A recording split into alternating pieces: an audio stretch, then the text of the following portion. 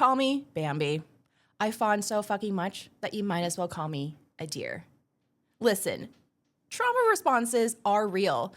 In and out of kink, it's part of life, right? And so, especially if you're going to be indulging in this kind of play, even if it's lightly in the bedroom or full on in a dungeon, we got to talk about things like this, because if you don't manage your emotional state, or at least help your partner manage their emotional state, there's not going to be a fun time in the bedroom or in the dungeon. So hit the like button, because we're going to be talking about this, and it's just as important as getting tied up. Hey, Veronica here. And when I say that Desires Laid Bare is about helping beginners explore kink without shame, judgment, or leaving anything on the table, things like trauma responses are exactly topics that need to be talked about. In fact, it's a hill I will die on that is just as important to talk about as how to pin your submissive to the wall. Because what happens when you pin your submissive to the wall and they might not respond in the way that you both were anticipating, because ding, ding, ding, your brain goes, there is danger, there is trauma. So we're going to talk about what the different trauma responses are and how it relates to some kink experiences that you might not be aware of, and what to do when this happens. So quick disclaimer before we get into this, I am not a therapist, I am not a licensed clinician or anything of that professional sort. What this video is about is to create awareness, and especially talking about my experiences and what I've seen in the kink community since I've been in there since 2013, and to give you an idea as to what it's like from different experiences. If this video resonates with you, I highly suggest you seek out a professional and not more YouTube videos.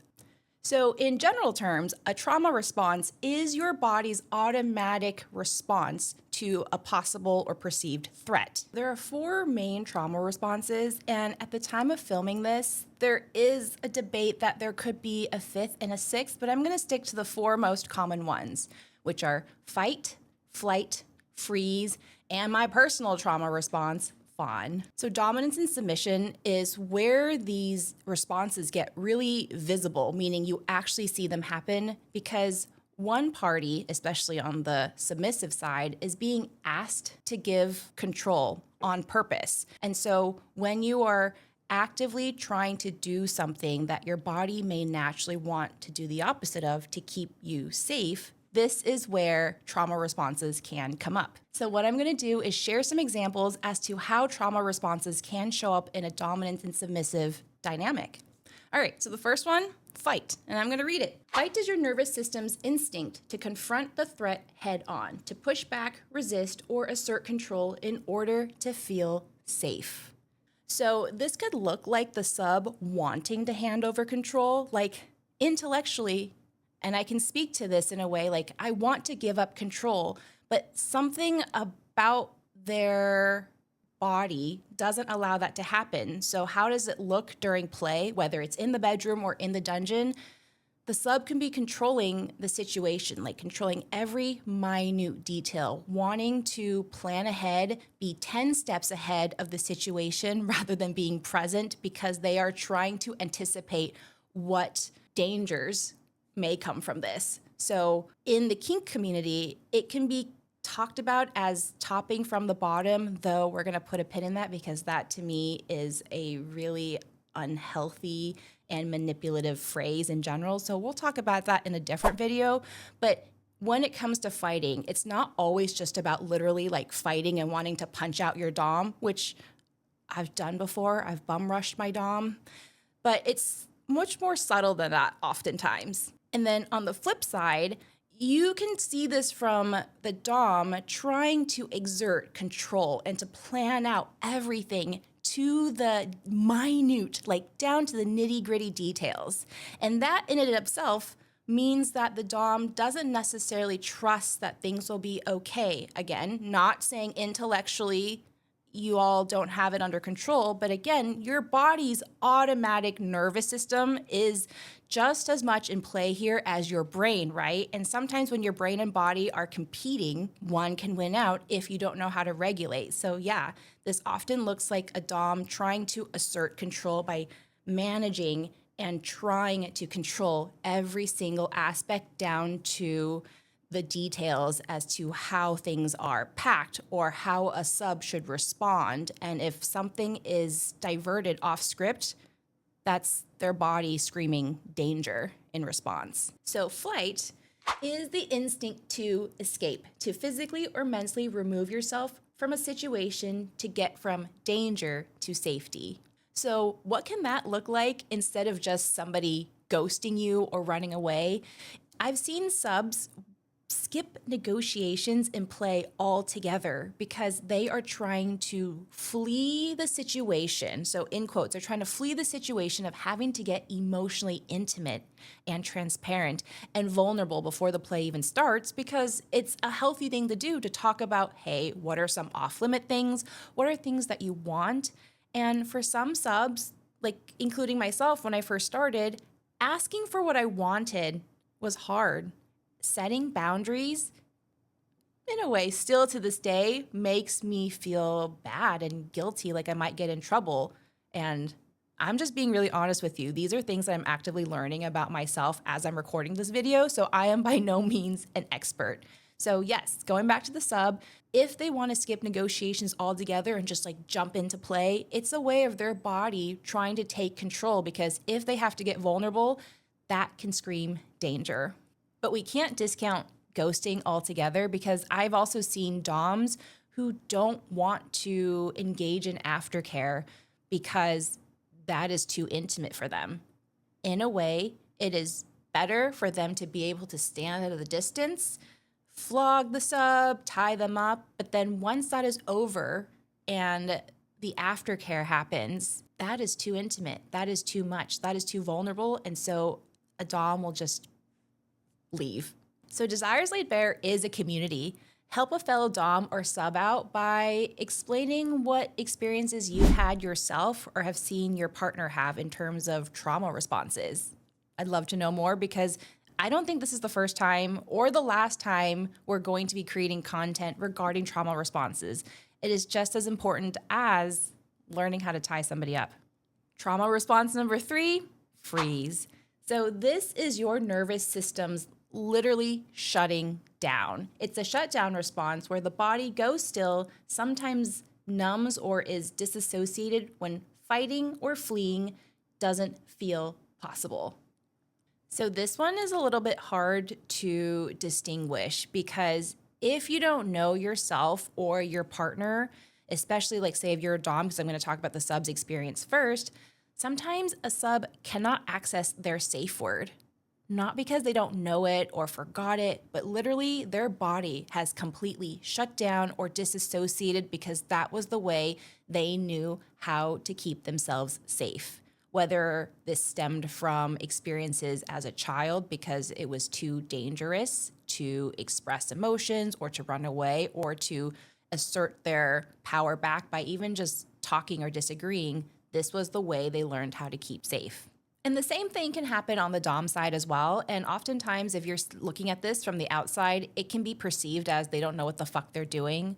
And I've seen this more times than I can count. But when a dom does go into freeze mode and they just don't react, there is a difference, because you can read the face and the body posture that this person literally doesn't know what to do because they can't move.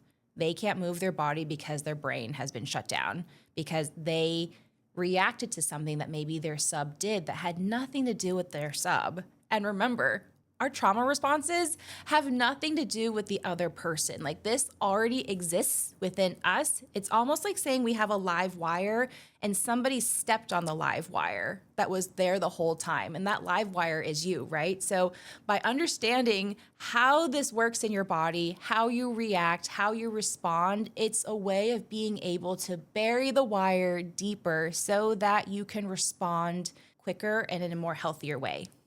All right, so the final response, fawning.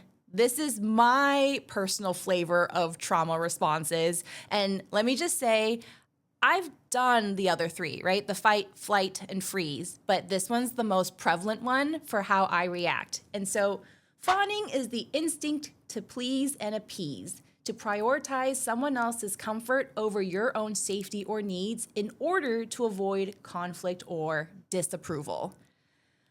Oh, that was heady reading that.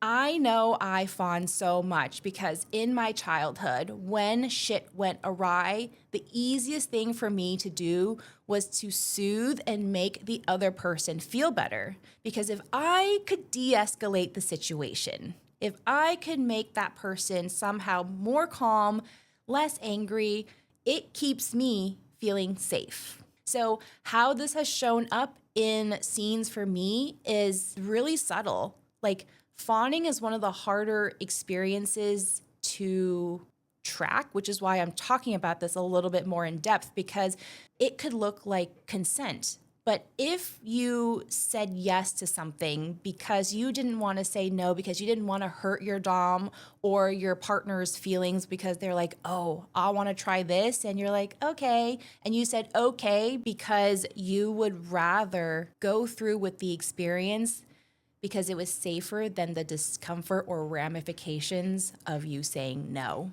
And it's not just the subs who fawn.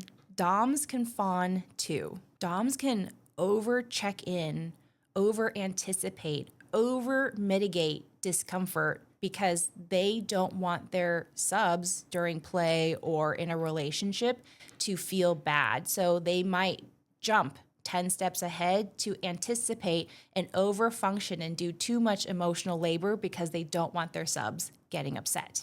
So what does this mean for you in terms of your trauma responses, whether you're in kink or not, right? This doesn't just show up, like I said earlier, in kink experiences. Kink experiences just amplify your trauma responses because sometimes you're playing with fire. You're playing on the edge of fantasies and things that maybe your body has tried to escape from in the past. Like I said, I'm not a therapist, but I am dealing with this myself actively. So I see a therapist and I am so grateful for her and all the friends that get to play armchair therapy for me as we process this together. Like, I know that I'm not alone and I am very, very lucky to be able to talk about my experiences and to understand why I react the way that I do. Hashtag abandonment wounds. And when you understand how you respond, and listen, just because you learn the top 3 ways in which you get triggered and have a trauma response doesn't mean that there's only 3 ways in which you can get triggered. But the biggest thing that I've learned from therapy is to have tools that I can use to calm myself down and allows me to communicate and articulate to my partner, my play partners, my doms and whatnot, that this is what will happen or might happen, and so that they are not blindsided either and caught off guard.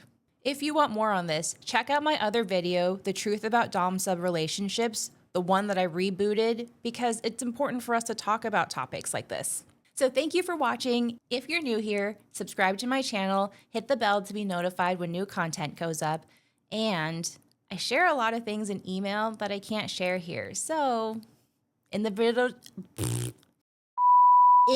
description, go sign up for the newsletter. Trauma responses are normal and part of everyday life, in and out of kink. Especially if they come up and affect your life or your partner's, it's okay. It's totally normal. Don't ask me if I want McDonald's. Literally minutes after I have fucking breakfast. Tell me what this video's for. No. No. Oh God.